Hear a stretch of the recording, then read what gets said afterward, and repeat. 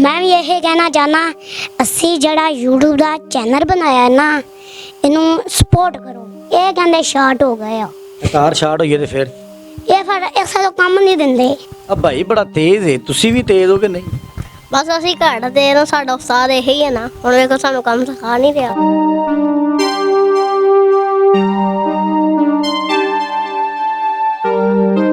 मुदस्सिर की बातों को लाइक करें, सब्सक्राइब करें और बेल आइकन को प्रेस करें ताकि नए आने वाली अपडेट आप तक पहुंच सके। अस्सलाम वालेकुम नाज़रीन, आपका मेज़बान मुदस्सिर रशीद आपकी खिदमत में हाजिर है और आप देख रहे हैं मुदस्सिर की बातें। देखते हैं सुनते कानों को मेरा सलाम। बज़ाहिर आपको नज़र आ रहा है कि छोटा डॉन पिंजरों में मसरूफ़ है। आज उनके दो भाई मौजूद हैं और इनके साथ क्या मसरूफियात है इन्हीं से बात कर लेते हैं। स्पेशल रिक्वेस्ट पे बात की। अस्सलाम वालेकुम जी। वालेकुम सलाम डैडी। ये हो रहा है माशाल्लाह। अस्सलाम वालेकुम। वालेकुम सलाम।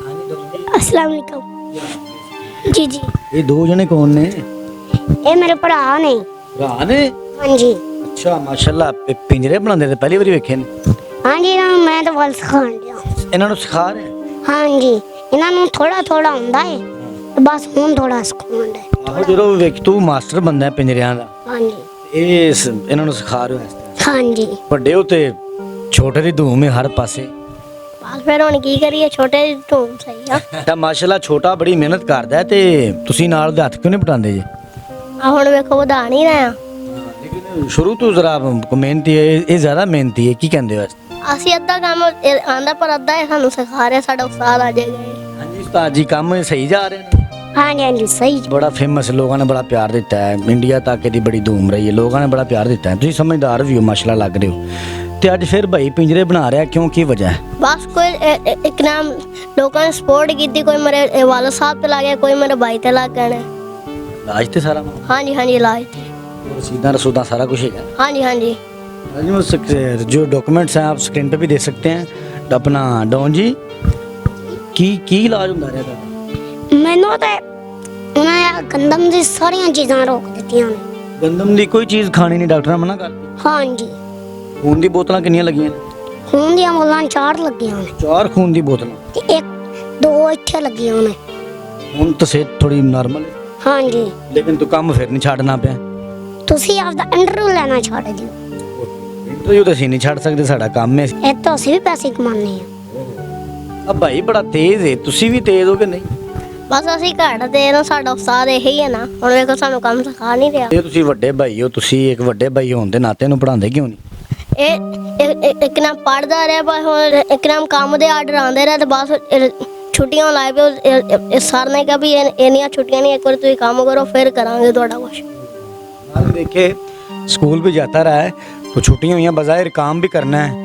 तो सर ने कहा इतनी छुट्टियां मुनासिब नहीं है। अब मुझे नहीं पता, प्राइवेट स्कूल है गवर्नमेंट है, ज़ाहिर है अपने रूल्स भी SOPs भी होते हैं स्कूलों के। तो इसलिए ये देखें भाई किस तरह माशाल्लाह ये एक साथ मिलकर 2023 के महंगाई के दौर में अपना घर किस तरह चलाते हैं। ये इनकी मेहनत देखें और इनकी मेहनत को दाद देनी पड़ेगी, बिकॉज के ये बड़े हार्ड वर्कर हैं। ये दरमियाना है, यानी इससे छोटा है और उससे बड़ा है, दरमियाना है और इसका शार्प माइंड गॉड गिफ्टेड है। अल्लाह के इसको बड़ी अता, बातें बड़ी मज़े की करता है। ਓਕੇ ਤੇ ਮੰਥਲੀ ਫੀਸ ਦਾ ਜਿਹੜਾ ਮਾਮਲਾ ਉਹ ਕਿੰਜ ਕਰੇਗਾ ਫਿਰ? ਉਹ ਫਿਰ ਉਹਦਾ ਅੱਲਾ ਮਾਲਕ ਹੈ। हाँ क्या बात है, ਉਹਦਾ ਅੱਲਾ ਮਾਲਿਕ ਹੈ। ਬਹੁਤ ਬੜੀ ਬਾਤ, ਛੋਟਾ ਮੂੰਹ ਔਰ ਬੜੀ ਬਾतें। ਅੱਛਾ ਮੈਨੂੰ ਤੁਸੀਂ ਦੱਸੋ ਕਿ ਦਾਨਿਸ਼ ਨਾ ਦੱਸਿਆ ਸੀ?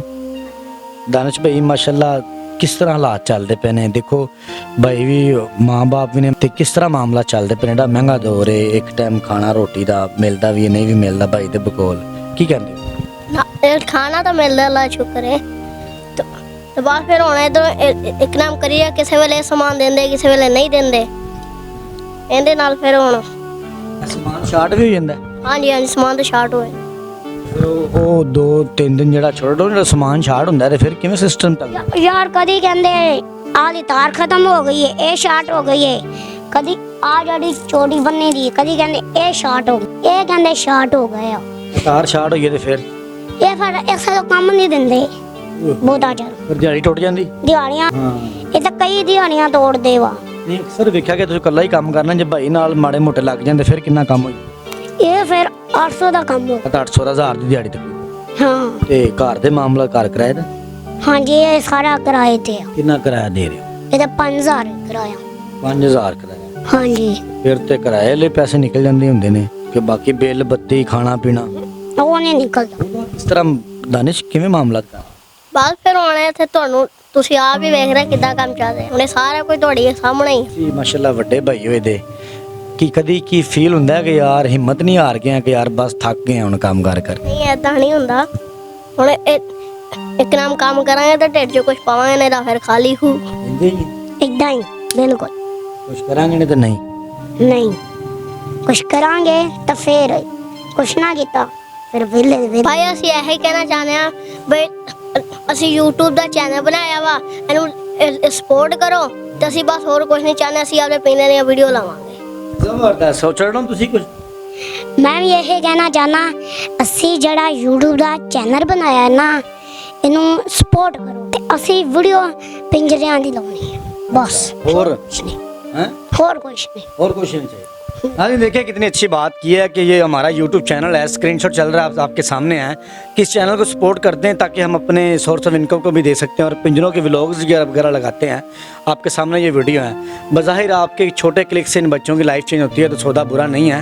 और देखें बिंग ह्यूमैनिटी इंसानियत के नाते हमें बच्चों के लिए कुछ ना कुछ करना चाहिए। इनकी स्टोरी के लिए कमेंट करें और इंशाल्लाह इनके वालिदैन से भी मीटअप कराएंगे और सारे मामला जानेंगे आखिर उनको कौन सी बीमारी लाक है जो भी पैसे डोनेशन के हैं उनके इलाज पर बच्चे के इलाज पर लग गए।